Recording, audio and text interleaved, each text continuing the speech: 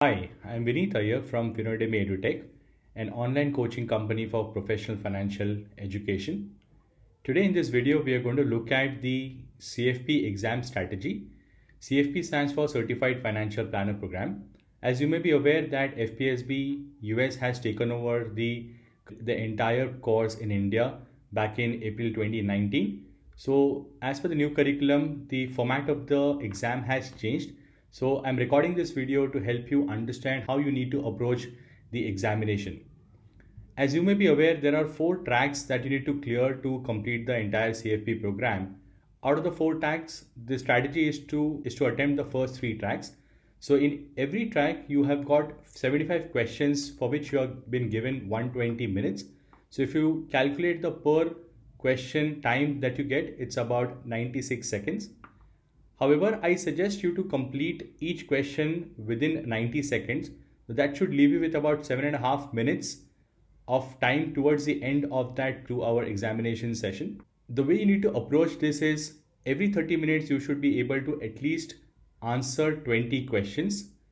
And I also recommend to at least read the question 2 times before you answer.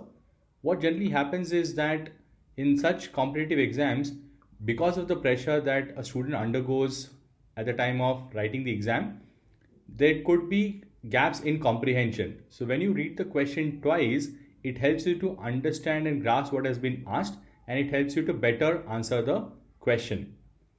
Plus, it also gives you an idea whether or not you will be able to answer that question. If by any chance you think that the question is somewhat difficult, is going to take some time, it's better that you skip and go to the next question.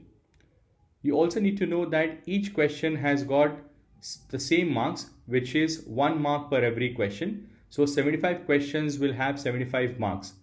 Irrespective of the difficulty of the question, every question will give you 1 mark. So you need to choose your questions wisely. What I recommend is to at least target to solve 60 questions with concentration and accuracy, which is about 80% of the question. If you do that, the typical passing percentage is about 60%, which means out of the 60 questions, if you do it accurately, you will be able to score at least 45 questions, which is generally considered as the passing score.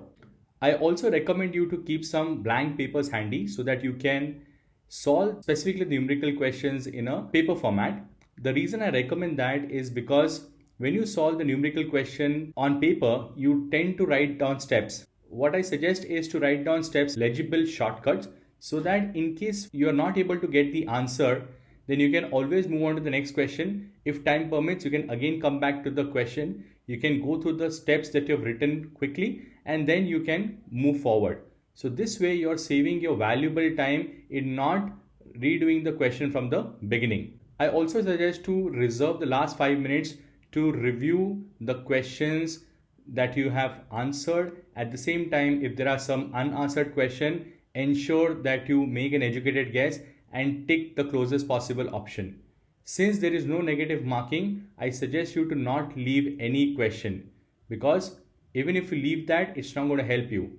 If you answer the question, there could be a probability that you might get it right, and that will help you to increase your score. I hope that you found these tips useful. So please subscribe to our YouTube channel so that you can keep getting updates about the CFP course, and also hit that bell icon to get notified. Thank you very much.